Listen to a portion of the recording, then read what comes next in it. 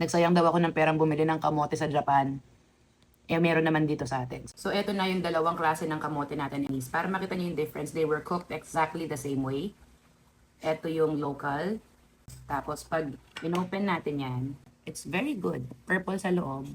Tapos, eto yung Japanese. Makikita niyo mas meron siyang caramelization sa baba.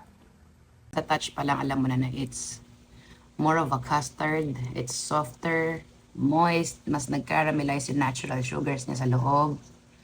Ayan, ang difference niya. Ang sarap. Yung tamis nito, wala ka pang nilalagay na sugar, pero feeling mo nabukayo na siya, naturally. Ang sarap. Isa sa mga gustong-gusto kong ginagawa sa kamote na roasted is eating it with kimchi.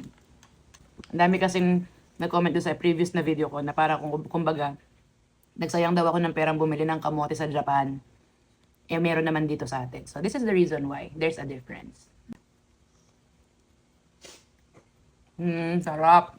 Anyway, na-order ko to sa Mamitas Premium Fruits. Located sila malapit sa Sindalan. Makikita nyo rin sa Google Maps. At pwede kayo mag-order through their page. Meron silang dalawang klase ng Japanese kamote. Meron din itong premium na corn. This first one is the yellow sweet corn. Tapos itong pangalawa, dark deep red na almost black. Itatry natin to next time.